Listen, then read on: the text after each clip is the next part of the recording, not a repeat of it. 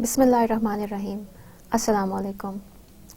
In the last two lectures, we focused our discussion on the understanding of the concept of deviation.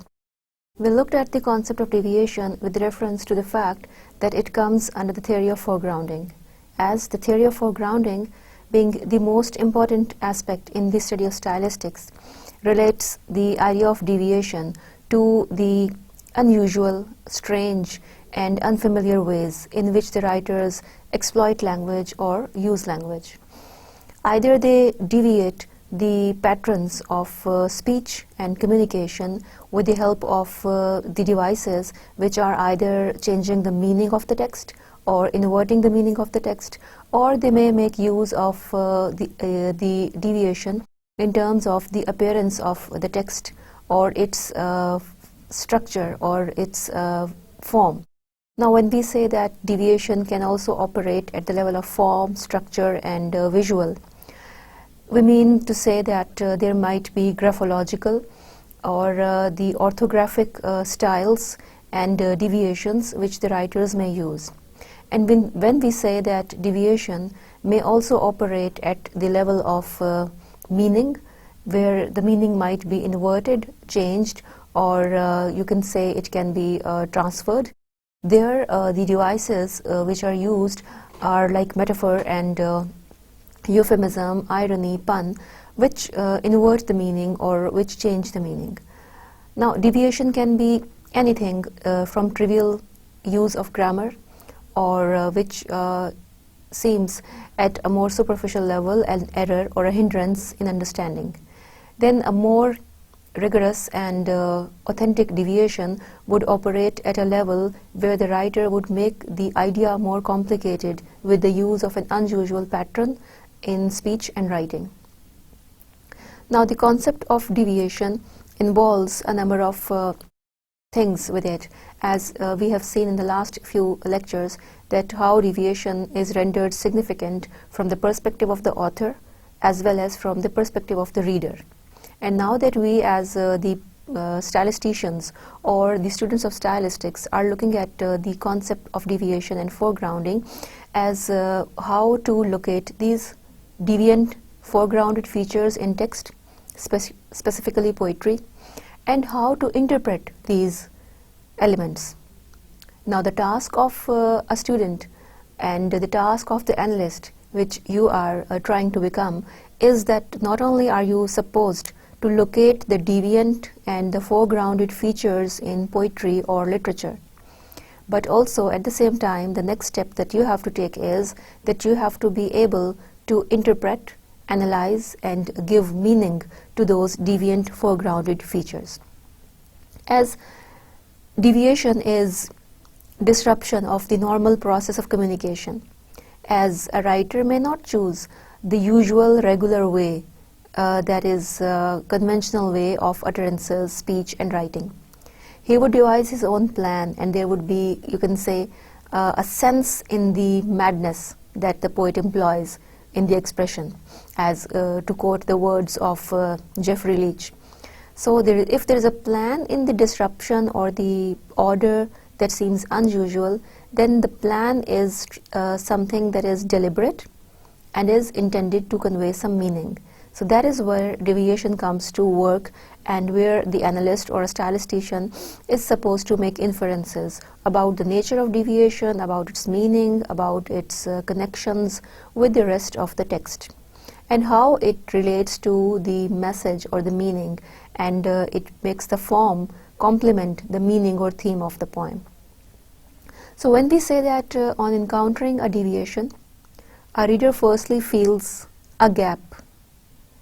He may not be able to understand the deviation or the abrupt or unusual pattern in which language has been used. So when there occurs a gap between the reader and his comprehension of the text or poem, he begins to make an effort to fill that gap. And to fill that gap, the reader puts that deviation or the deviant expression against the regular or the correct expression. For example, we talked about that gap with reference to the fact that when we encounter the phrase grief ago, we found that it is unusual and strange. How can time be measured with the help of grief? We had put this deviant expression against the regular expression, that is a year ago, for example. And then when we analyze it by comparing it with the regular or correct pattern, we see why and how the writer has made such a deviation and what is its impact within the composition of the overall composition of the poem. So only if through the effort of imagination and by judging the deviation against the regular pattern, the reader can reach to the meaning of the poem, it enhances the overall appreciation of the style of writing too. Now, the two most important elements that we talked about, and we'll just have a recap of those elements, as these elements would be encountered whenever we encounter any form or any kind of deviation. The first element associated with the deviation is the element of interest. So it is the interest of the reader that is to be evoked, that is to be generated in the text when a writer violates a rule, when a writer deviates from the norms. So a deviation from the regular expected patterns of speech and writing occurs because of the fact that reader has to be entertained and he has to be made feel interested in the text that he reads. So a deviation first evokes the interest of the reader. It makes him wonder where the writer has violated a norm or a rule of language. And since such deviations are rare, unusual and strange in the expression of language, we do not find it in regular speech and writing. It appears appealing to the reader and he finds it different, and that is the novelty and unusualness of deviation that draws the reader towards the text and that enhances or prolongs the experience of the pleasure that a reader derives while reading. The element of interest keeps the reader glued to the text. It does not make him just skip through the text or scan through the text, as of course the literary writing is meant to give pleasure to the reader while he reads. The second element that is of great importance in the concept of deviation is that of surprise. The surprise is encountered at two levels. Firstly, the reader encounters surprise when he finds out that the writer has found an unusual way of expression, which he as a reader had never thought before that could have been possible in writing. Then another moment of surprise occurs when that deviant expression that appears odd, incorrect or superfluous on a deeper level would make great sense. So the reader, on judging the authenticity and the accuracy and the aptness of the deviant expression, is surprised at how two unlike things and unusual things which appear to him in the beginning to have been of no match have a logical connection. So when the reader finds a logical connection and a literary understanding of deviation, then only can he appreciate the form of the text, the meaning of the text and the intention of the poet and his art and skill as well. So if the concept of deviation is integrally associated with the element of interest and surprise, then we can assume that there might be a number of ways in which the writers would try to experiment with their writing by introducing innovation, style and quite exotic strangeness and beauty to their works. So if deviation also does not change or experiment in terms of its forms and development of its kinds, and the writers do not choose to invent new ways of expressing things and ideas, this too would lose its beauty and significance.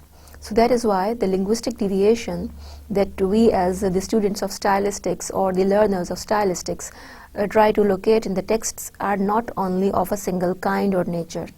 There are a number of types of deviation, or you can say that there are a number of ways available and are at the disposal of the writer to give expression to the thoughts in a deviant, irregular and unusual way. So in today's lecture we will proceed further in our study of the concept of deviation, as deviation is one of the ways in which writers can foreground or make some parts of their text prominent. And then deviation can be used in many ways. There are many forms and kinds that deviation can be divided into. So today we will have a look at these different types of deviations. What do they mean, and what are various examples through which we can study its use, its significance, and also we can look at the levels at which these deviations operate, whether these levels are superficial or whether these levels are deeper, where they operate with the intention of the author that he wants to convey some meaning or message through the form of the poem or the appearance of the poem as well. So let's have a look at the number of types of deviation which have been described by many theorists and stylisticians. Especially Jeffrey Leach has commented upon all these 8 types of deviation with the help of examples from poems. So we too would look at each of these examples, exploring their nature, exploring their meaning, and then with the help of a few examples from authentic literary text as well as from ordinary language, we will analyze how these deviations operate, function within the text, and what do they reveal to the reader. So these types of deviations include lexical deviation. Of course, lexis is the number of, you can say, segments that are there in a word. Then there are grammatical deviations, which deal with the use of tenses or other aspects of grammar like verbs, affixes, prefixes, proverbs. So these additions also make up the deviation, or also provide the possibilities to the authors to make experiments within the expression and writing. Then there comes phonological deviation that operates at the level of sound, whereas we see that phonological deviation would deal with either the pronunciation or the sound patterns that are found in poems or in literary writings. Graphological deviation, as the very name suggests, it deals with the graph or the orthography of a text. Orthography or graphological deviation are the same. If we say that it's graphological deviation or orthographic deviation, we mean the same concept. And graphological deviation operates again at the surface level of the text, that is the appearance of the text. Then there is semantic deviation. As the word semantic itself reveals, that semantic deviation would deal with change, disruption, and addition of meaning. So any change, an unusual way of expression that operates at the level of meaning is semantic deviation. Then there would be discussion about dialectical deviation, as the word dialect refers to the way people speak. These relate to the geographical regions or communities or races. So dialectical deviation too might be introduced in the writing by authors to foreground some features of the text. Then there would come deviation of register, which deals with specific jargon, vocabulary, set of rules and conventions that operate within a text or speech. Then finally there will be discussion about historical deviation, and historical deviation deals with language confined to specific time period or era. So this is a cursory glance that we had at the 8 types of deviations. Now we will look one by one at each of these examples of deviations or types of deviations, and we will explore their nature, their significance, and their role in literary writing, specifically poetry, to see how writers make use of these varieties of deviations and what do these deviations help the writers in achieving. So in literary expression, the 8 types of deviations are found quite prominently in texts, specifically in poetry. Now let us have a look at each of these types one by one, exploring its nature and understanding its focus as well as its examples from the different poems by prominent poets and authors. Now, let us firstly have a look at lexical deviation.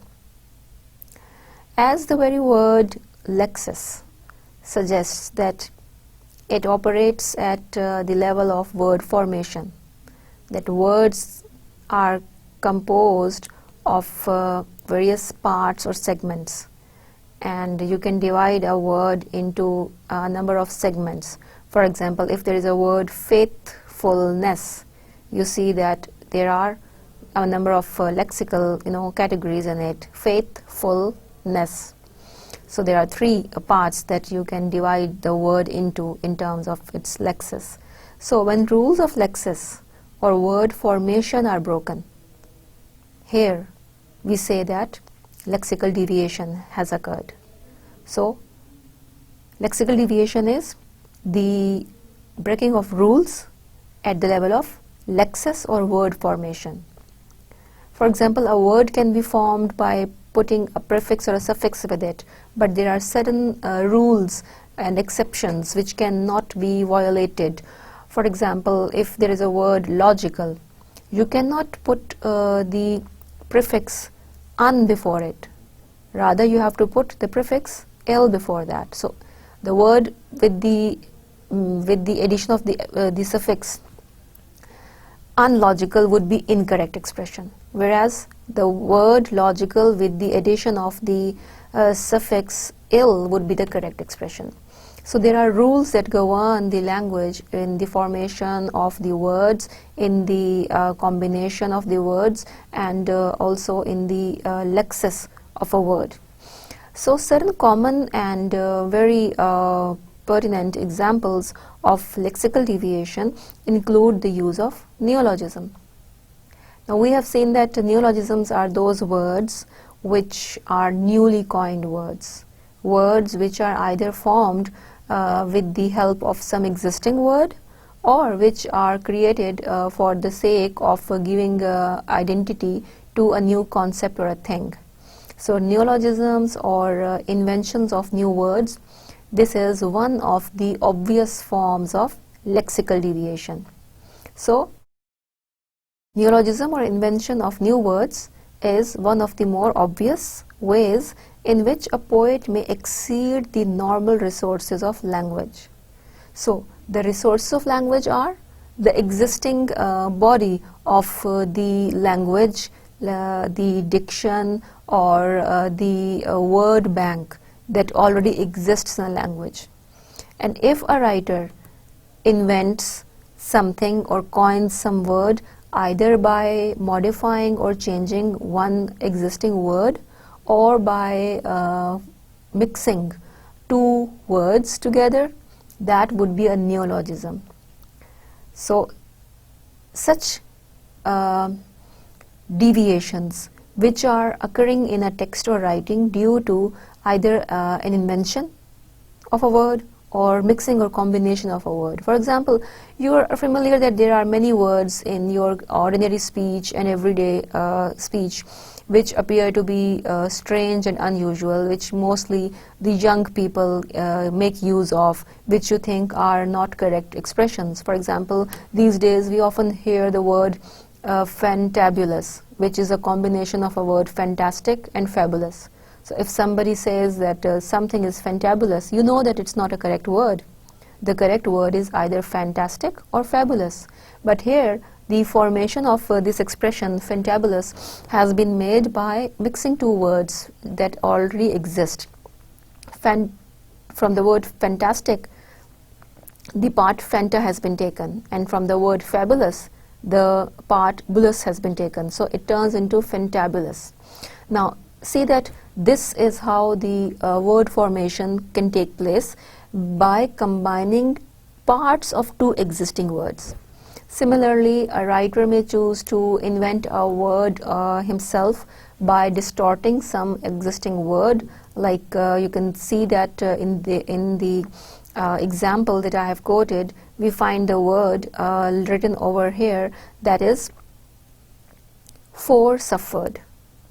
Now we never heard the word for suffered, as it's not an authentic or a correct expression. Either it can be forewarning, foresee, or foretell, but cannot be foresuffer.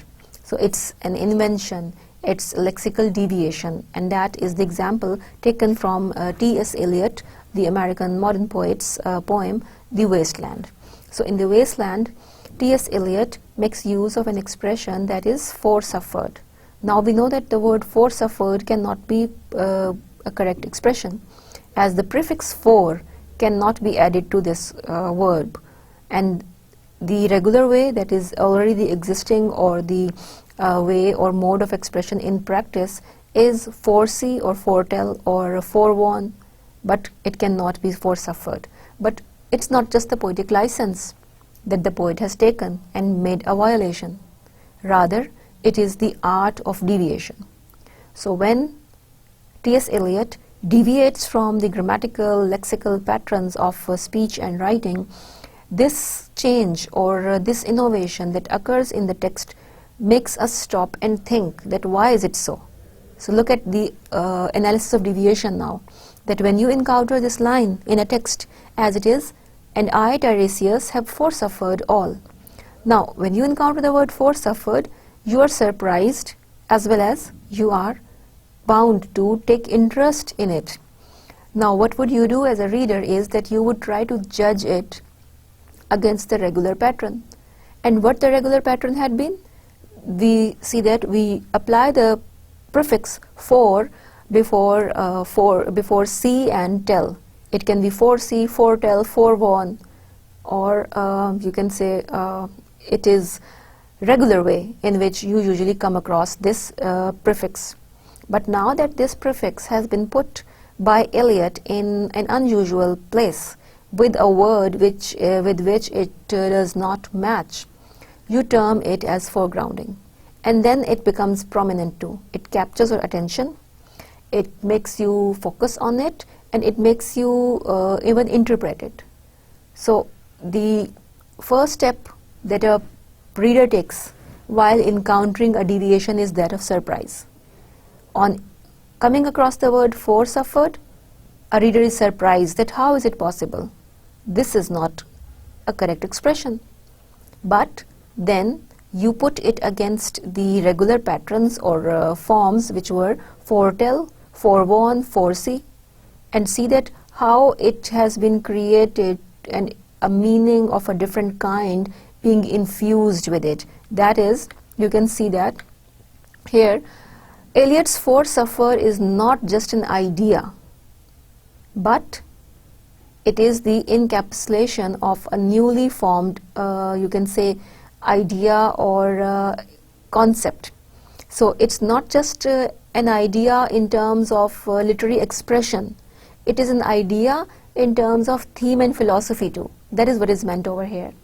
So when we say that Eliot's word foresuffer is not an idea for the sake of enhancing the style and beauty and violating the rules of lexis, but it is encompassing a whole philosophy or a feeling that it is possible to anticipate mystically the suffering of the future. It is possible to foresee, foretell, forewarn, or have knowledge of the future events. So here the writer, by making use of the word in a deviant way and making a word in the form of foresuffered, tells us about the intensity of this word, that just the way a person can foretell or imagine the future or narrate or tell about the future, somebody can also even experience suffering which is about to come. So it is something that the character Tiresias has suffered already. So if his suffering leads him to the understanding of the fact that it is a kind of procedure that is like forewarning or foretelling, it can also be possible with suffering or experiencing something in advance. So that is how deviation is rendered significant, meaningful, and even logical. So how the deviant expression that appeared incorrect in the beginning makes sense and it adds to the very theme, the underlying ideas that the poet wants to convey to the reader. So when we say that in the lexical deviation, poets usually break the rules of lexis or word formation. Either they choose to make use of neologism or create or coin a new word, or they make use of word blending by combining two existing words. Neologism, or the invention of a new word, is one of the most obvious ways in which a poet exceeds the normal resources of language. And according to Jeffrey Leach, a more correct explanation of the lexical deviation would be that an existing rule of word formation is applied with greater intensity and generality than it is customary or than it is required. So a writer, in deviating with the help of lexical deviation, would apply a rule to other instances as well where it is not applicable. We have seen that rule that for could be applied to see, tell and warn, but not to suffer. We see that the prefix un cannot be applied to the word logical the way it could be applied to other words. So it reveals that lexical deviation mostly depends upon the creation of either neologism or the creation of a new word with the help of two existing words that would be referred to as a word blend. Now look at the lexical deviation in terms of a few examples that I have brought for you. The most common process of word formation are affixation and the use of prefix or suffix to an item that is already there in the language. Now, compounding or joining of two or more words or items is done to make a single compound one. We see that the words are made to be joined, and that is called the compounding of a word. Now, observe this example that states that is taken from James Joyce's work Finnegan's Wake.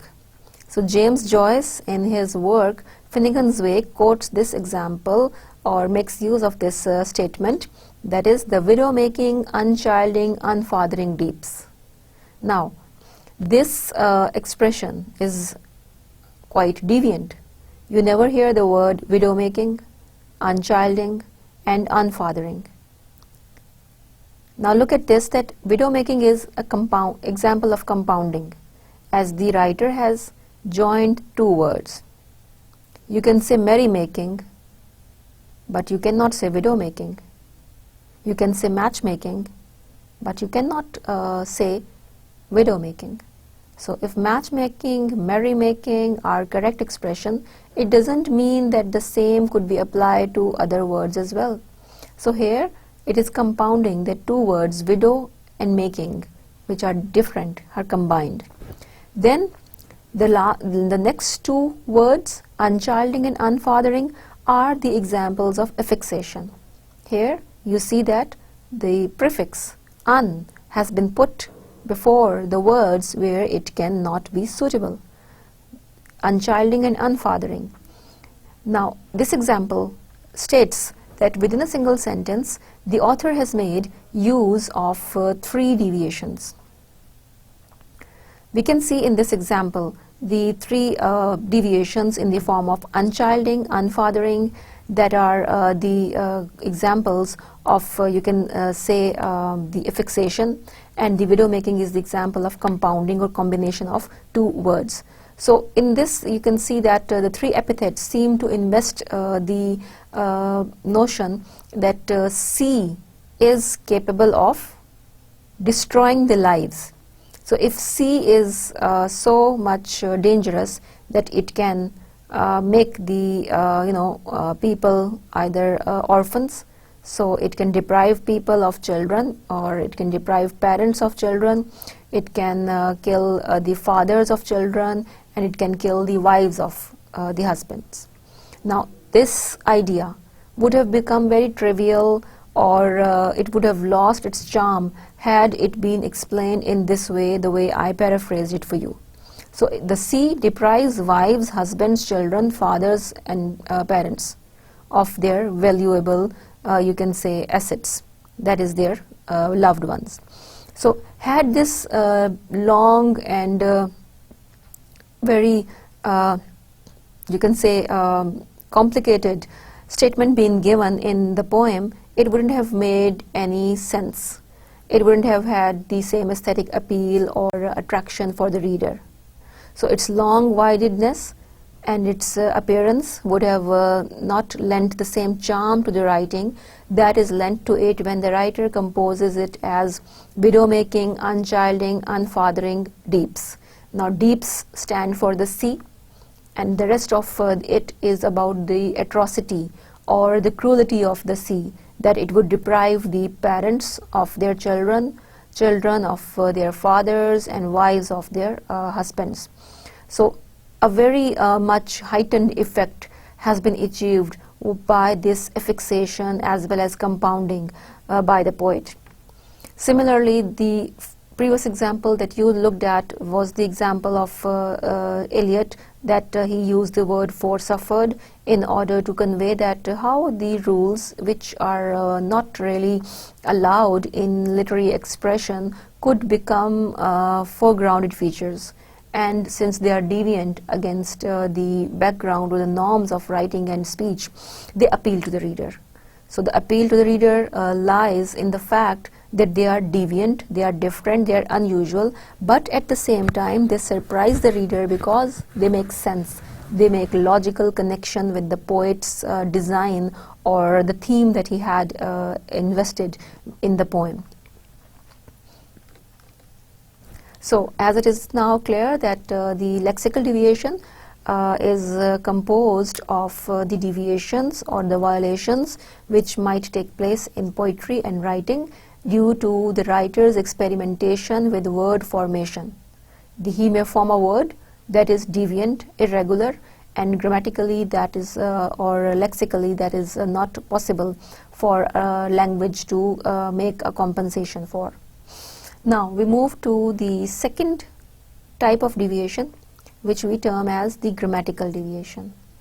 Now, grammatical deviation, as the very name suggests, is that the violation or irregularity would occur at the level of structure of sentence or the phrases, as the earlier one too was occurring at the level of formation, but that was limited at the level only of word formation.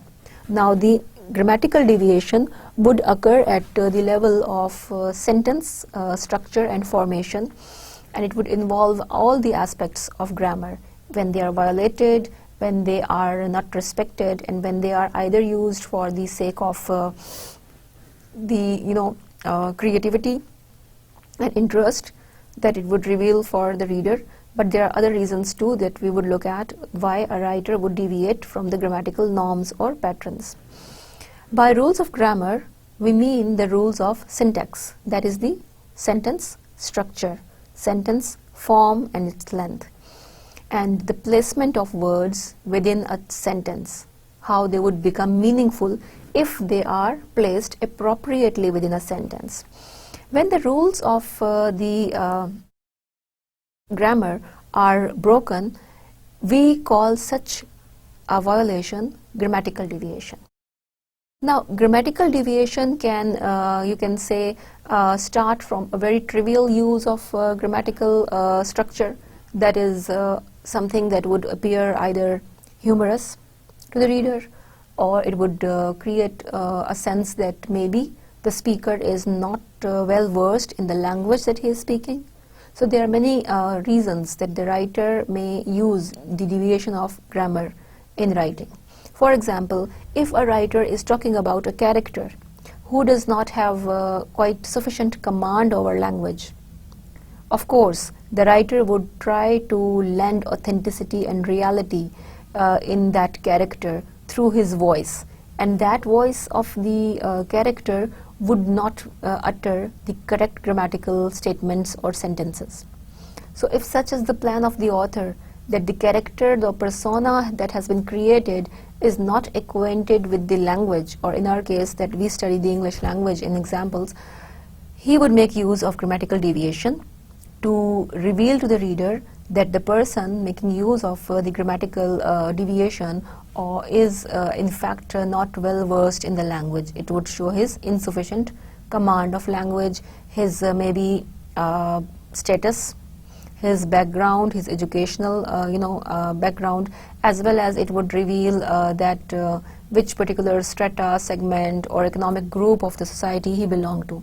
So there might be a particular design in the writer's mind when he would make use of a grammatical deviation if it is a trivial grammatical deviation. It can be due to the fact that he wants to lend an air of reality to the character who is speaking. So if that character has to be a person who has no more an understanding of the language, he has to give that expression in incorrect English or incorrect grammar. Now a trivial example of grammatical deviation can be that is I does not be lining she. Now here you can see that the expression that is used by the author in this example is that we cannot say that the word she can be used at the end of a sentence, and we cannot really say that the word does could be used with I. So grammatically the word be is also inappropriate in this sentence. So it reveals that the speaker of the sentence has insufficient command over the language. So when the speaker states this utterance, either he is trying to amuse the reader, either the writer has intended the sentence to be humorous one, or the writer wishes to convey the idea that the speaker has got no sufficient command over language. So we do not find any other profounder literary reasons for such a trivial grammatical deviation except from these two interpretations. The first interpretation had been that either the speaker is not familiar with the English language. Secondly, it is possible that he is saying so for the sake of making this statement a bit comical or humorous for the reader. So these are the two reasons or justifications that we find for such a trivial grammatical deviation of this statement. But there might be other instances, other uses of grammatical deviation which might not be as trivial as this previous example had been, which shows only the error in the speech due to the insufficient command of language, or for the sake of creating very superficial sort of humor for the reader. Now look at a few more examples to understand the concept of grammatical deviation. You see that a rather different case of misclassification is that which arises in this line from the wreck of the Deutschland. This statement says, this is an example of the grammatical deviation: thou hast bound bones and veins in me, fastened me flesh. Now while reading this line, thou hast bound bones and veins in me, fastened me flesh, we encounter an oddity at the very end of the line, that is, fastened me flesh. Either it should have been fastened my flesh, we would have termed it as correct, but when it states fastened me flesh, the reader feels it as odd expression and grammatically deviant. So the occurrence of the word fastened in the construction into which it does not normally fit is one of the oddities or abnormalities that the reader terms as deviation in the text, and which is intentionally employed by the writer. Now it is constructed as to make me into flesh by fastening. So instead of saying that the speaker is addressing a person whom he says that he should also make him into flesh by fastening. So instead of this expression, that is the paraphrasing of fasten me, you put it against the normal or regular patterns that are like crown him king, cook him dinner, and then the oddity matched with the same, fasten me flesh. So fasten me flesh is constructed at the same pattern on which the regular correct expression crown him king, cook him dinner are constructed. So instead of saying to make him into a flesh by fastening, he makes use of a deviant expression, fasten me flesh. So a very rough paraphrase of the statement can be, fasten flesh for me. Fasten the flesh for me, just as somebody has kind of bound the bones and veins. So the poet's expression is that if some person, either the beloved or the admirer, has bound or collected the bones and veins in him, the flesh too must be, joined or collected. So that expression he gives with the help of a deviant expression that corresponds with cook him dinner or make him king, that are correct. But here, fasten me flesh seems apparently superficially incorrect. But since it is a deviation, that is the breaking of the rules and norms of grammatical construction, we do not term it as an error, rather we appreciate it as the oddity which renders a beauty to the text, which is an unusual and more compressed way of giving expression to a thought which, if had been rendered in the multiple statements, then it would have lost its charm and beauty. So look how the compactness of this expression is adding to the meaning of the statement, though it is grammatically incorrect. But since in terms of literature and stylistics, it will be termed as a grammatical deviation that is worth noticing, and that is meaningful as well, and is innovation in terms of style, expression, form, and the beauty of the literary text. Now, when we look at the very reasons of grammatical deviations, firstly we focused on the fact that if grammatical deviation occurs in a text which you find to be trivial and quite unbelievable, you term it as either the reason is that it is revealing the insufficient command of the speaker over the language, or it has been incorporated by the writer to add some humor and comical effect to the poem or the work. Apart from that, the last example revealed to us that for the sake of compression, for the sake of expressing very serious or you can say elaborate ideas in a compact and compressed a manner, a writer may depend upon deviation. So deviation also, you can say, as its function, allows the writer to compress the ideas which, if spread in sentences, would lose their charm, meaning, and beauty. And when an expression is compressed, made more compact, and it is made more shorter with the use of a deviation, though the deviation would appear disruption of the normal and regular pattern and process of writing and communication, but it would help the writer to communicate something which could be explained in many sentences. But by violating the norms of grammar, he compressed that expression within a few words or phrases, and that is where the very beauty of the literary writing exists. Now, why do poets rely on grammatical deviation is also something that we must focus on. As you notice that the difference of poetry lies in the fact, from if you compare it with prose and other expressions that are expressions in novel and fiction.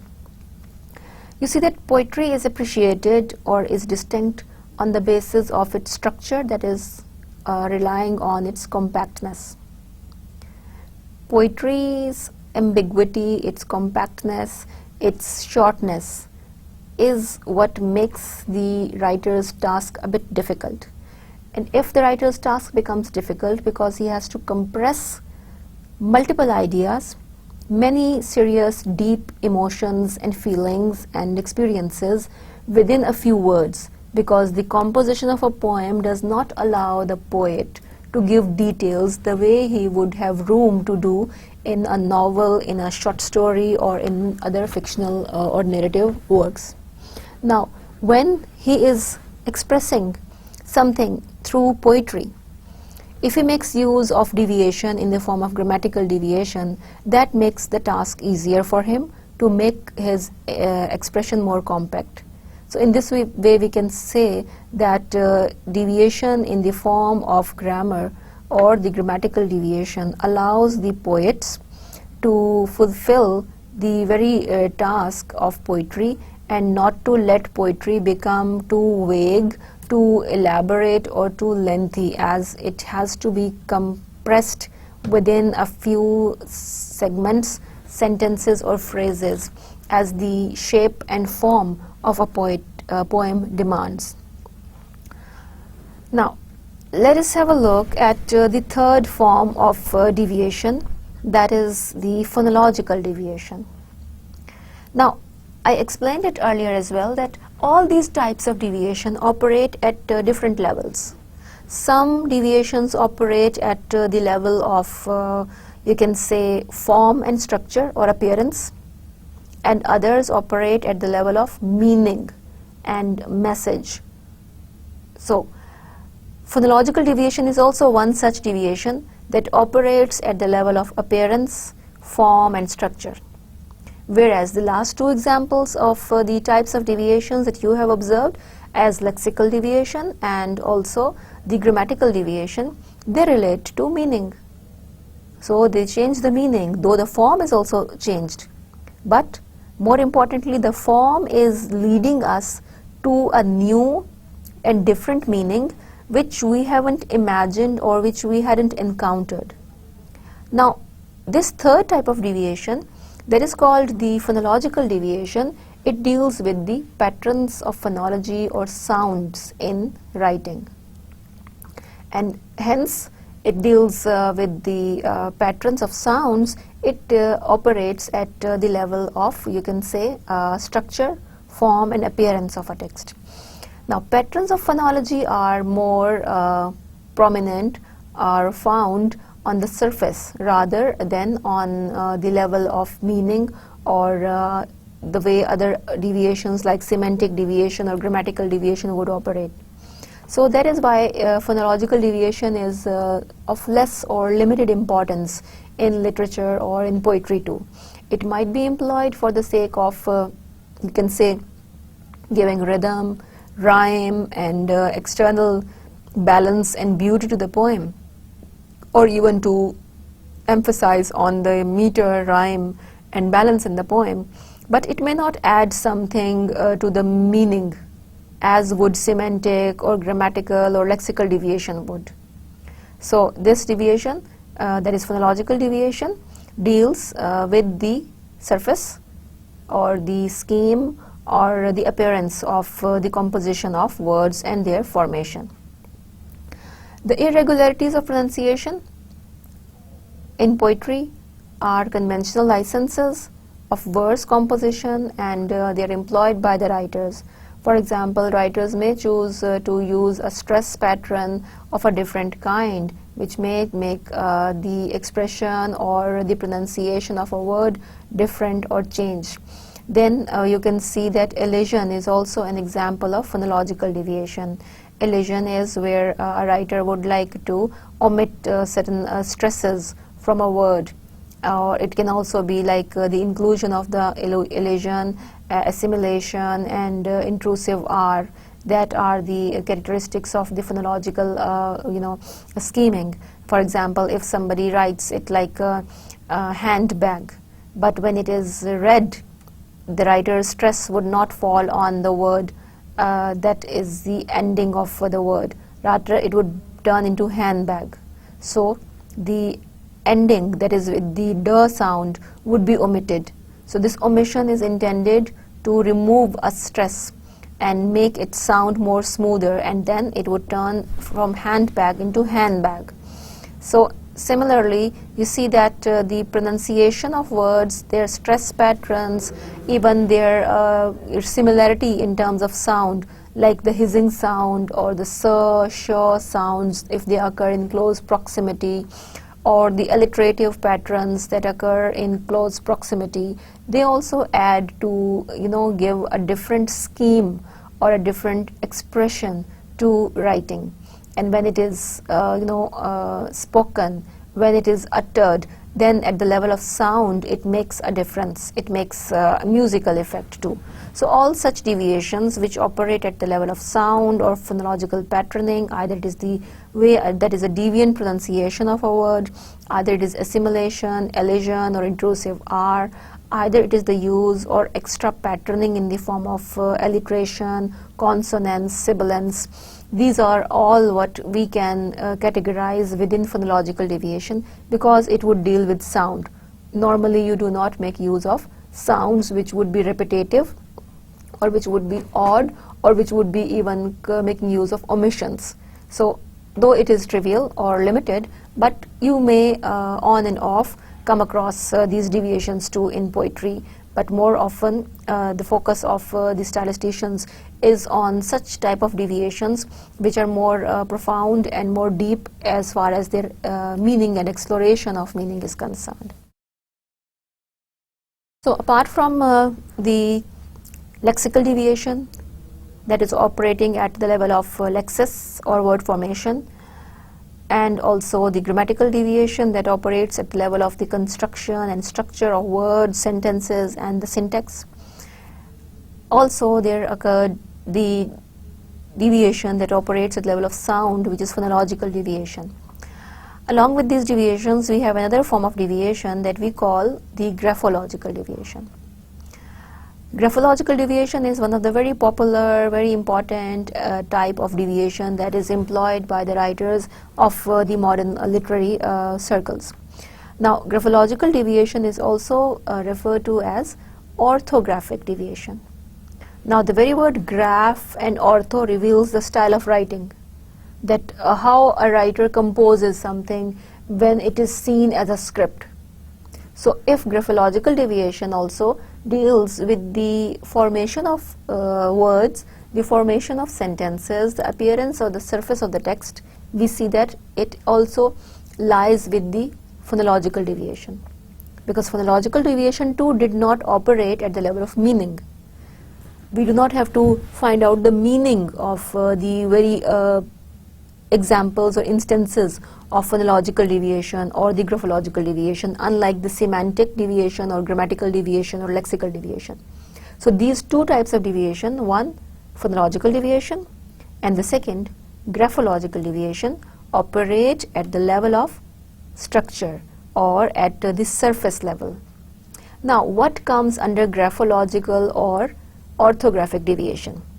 Let us first look at one of the examples, that how a text appears to a reader as a composition on paper would be the graph or the orthography of a text.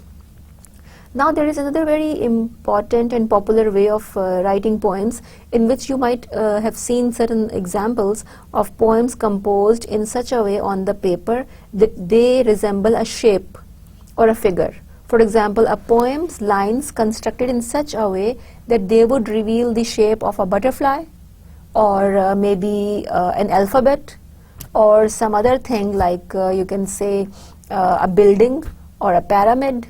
So now if a poem in its composition and structure on a paper, on a page of a book, appears in the form of a picture, that too is a sort of apparent and more obvious form of a graphological deviation, because the regular way of writing poem is every line must match with the line that it has proceeded. Now that it seems that even in the modern times, writers are writing poems in a way which resemble a shape or a figure or a thing which the poem might be talking about, or which the poem might be giving a reference to. So that is one of the examples of a graphological deviation, how a poem would appear as a text or as its form on a page.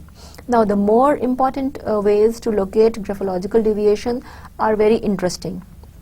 And you have also witnessed such graphological deviation in your study of many poems in literature. Now, if a writer breaks the rules of punctuation, line arrangement, or capitalization, we say that he is making use of graphological deviation. There are many poets who either stick to the quite rigid following of the rules of punctuation, grammar, line arrangement, or there might be some who would do experimentation with those existing rules of line formation, capitalization, and punctuation. So in the works of writers such as mostly the modern writers, we find graphological deviation. For example, you people may have, I hope, heard the name of E. Cummings, as here too the word is written, or the name of the poet is written in small letters. Now this itself is the example of graphological deviation, that instead of writing E as capital, it's written in the small letters, and the word Cummings starts with the small c instead of capital C. So the poet E. Cummings himself is quite famous for the graphological deviation, and he writes his name in the same way. You would term it as a deviation because the C of the name Cummings should have been capital, and the two E's that are followed by a dot are also to be capital. But even in his signatures or in his writing of his name too, he introduces a graphological deviation that is a very obvious example. Now E. Cummings is known for his use of deviant patterns of graphology. What he does is that he ignores capitalization and punctuation completely. In a poem by E. Cummings, you hardly find the pattern that is regularly followed by poets in writing poetry, where they use the capitalization, that the first letter of every word in new sentence begins in a poem with a capital. But E. Cummings does not follow that pattern. Each line of his poem would start with a small letter that would reveal the continuity or the trivialness of the thought or idea that he is presenting. So we will look at the reasons of graphological deviation later. First we see that what are the possible ways to make a deviant use of language or punctuation or the letter formation. So E. Cummings' poetry makes use of a deviant pattern, that is ignoring the rules of punctuation and capitalization. So the conventional pattern which the poets employ of capitalization and punctuation are avoided deliberately by E. Cummings, just the way he avoids it following it even in his name. For him, the deviations or the ignorance, or you can say the violation of the rule, becomes meaningful in many aspects.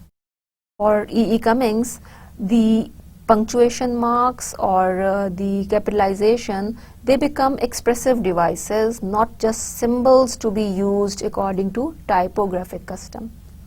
So the typographic custom of writing, the regular way in which language is to be typed or composed, is not something that is a rule or a form.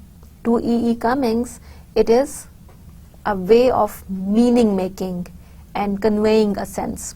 So that is why if he violates that, there is a particular design. We will look at E. Cummings' poem in order to understand what he means to reveal through the, you can say, either avoiding the regular way of punctuation or inventing his own styles of punctuation.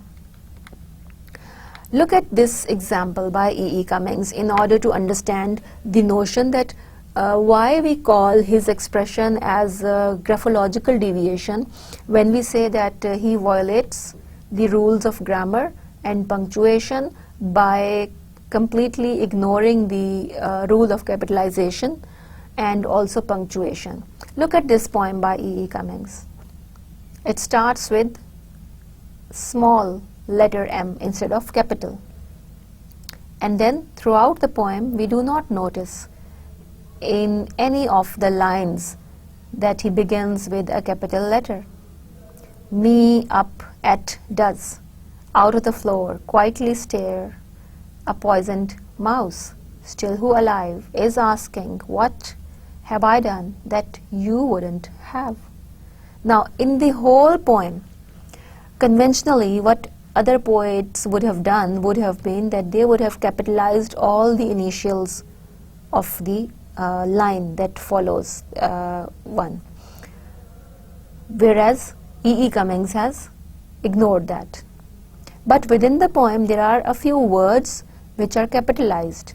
Look at the word stare. Here the letter S is capitalized. Look at the word what in the third line. Here W is capitalized.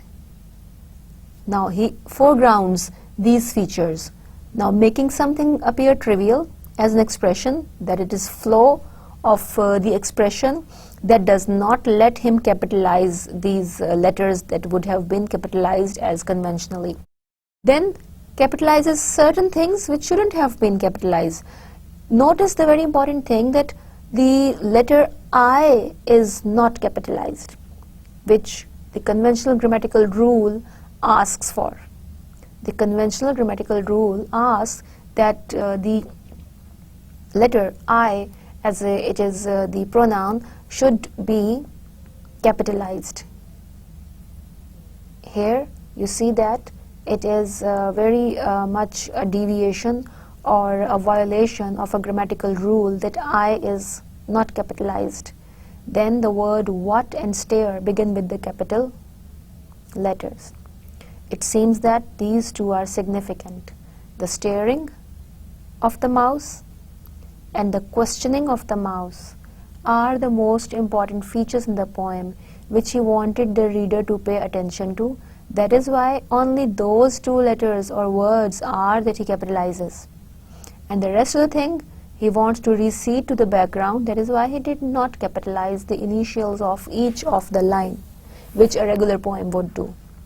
So you see how E.E. Cummings has devised his own method by deviating from the norms and rules of punctuation and capitalization, and his ignoring the punctuation and capitalization is not only merely a disregard of the existing conventional grammatical rules.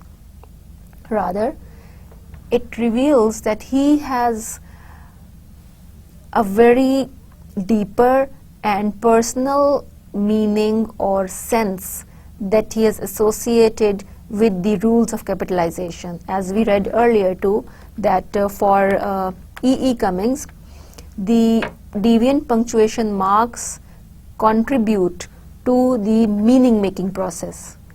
They become expressive devices. So if the punctuation marks are expressive devices, what to express and where to express and with how much intensity is what he as a poet controls through the use of deviant patterns in punctuation and line formation or even the capitalization. Now, we have seen one example or one extreme where a writer or poet, E.E. Cummings, completely shows a kind of disregard, or he ignores the punctuation and capitalization and he does not emphasize it. He uses it according to his own fancy.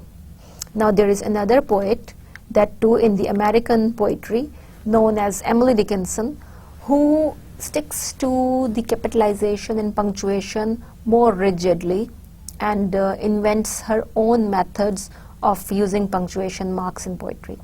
Now this type of deviation is where you encounter the feeling that the poetess, by overemphasizing on punctuation and capitalization, wants to make the reader focus their attention on those dashes as well as those capital words. So if E.E. Cummings disregards the orthographic conventions or the conventions of graphology of English writing, there are poets who use these conventions in an innovative way, or who stick to it or who adhere to it. Now, Emily Dickinson is one such poetess, and she is known and is quite famous for her use of capitalization and punctuation marks. The dashes and the hyphens and the capital words that she makes use of, the bold letters, is what conveys half of the meaning than the rest of the poem or the words. So Emily Dickinson capitalizes certain words in her poems in order to lay emphasis on those words. And she also makes use of punctuation. You might encounter a hyphen or a line, short line, after every word in a line or in consecutive lines. Now, these do not appear as hindrances, the lines or hyphens as punctuation marks. When you have to interpret those deviations, you see that even these surface level deviations operate at the level of, you can say, enhancing the meaning of the text. For example, if Emily Dickinson in her poem that we also discussed in some lecture, that is, if she says that death is following her. Now, in expression of that poem where she has assumed death as her suitor or has beloved, she says that she knew no haste. Now, she knew no haste. These lines would be expressed by hyphens or the dashes intervening each word. Now, this would make us, this would make the reader feel that the experience is prolonged. We knew no haste is how you would read the line if each word occurs after a dash. Instead of reading it, he knew no haste, you would read it as he dash knew dash no dash and haste, and then again dash. Now, the gaps that are created between words would make you slow down on your reading. And now, slowing down on your reading reveals that you are slowing down in your comprehension too, in your absorption of the poem too, which might have occurred to the poet at the time when she might have composed it, because the thought processes of the poet are revealed through the dashes, the hesitation, the indecisiveness, the speculative mood in which a person thinks is what is reflected through dashes, dots, hyphens. Then if she capitalizes the word he, now the letter H is capitalized. Now she is not referring to God but death. Now if death is used with capital D and the pronoun he is also expressed with capital H, it reveals that she is adding significance. She is giving prominence to that figure of death. That death is personified as a person or as a man. And then if she capitalizes death in the form of pronoun as he too, where grammar allows us only to capitalize he if it is used for God. Now it seems that what reverence, what respect, what status the poetess or the persona has associated with the concept of death. That death appears in the capital D as if it's a name of a person. Then the pronoun he, which is referred to death, is also capitalized, which reveals the reverence, the respect that she has given to the concept of death. So now this graphological deviation, which is the unusual capitalization or the overemphasis on the punctuation mark, reveals that there is a meaning behind the use of such punctuations. And by violating the punctuation marks, a writer has got plenty of room to use these punctuation marks, capitalization, line arrangement as expressive devices, as devices which are adding to the meaning of the text or the poem. So this is the fourth type of deviation, or the graphological deviation, that operates at the level of structure, but see how it also has to contribute something to the meaning of the poem too, unlike the phonological deviation, which operates at the level of the sound or at the level of the structure or formation of the words. So in today's lecture, we had a look at the four types of deviations. In these 4 types of deviations, we started with the study of the graphological deviation, that is the deviation of the appearance, form, and the punctuation, line arrangements, and capitalization of a text. We moved to the deviation that is the phonological deviation, which operates at the level of sound and at the level of the form and the you can say phonology or the speech of the utterance of the words.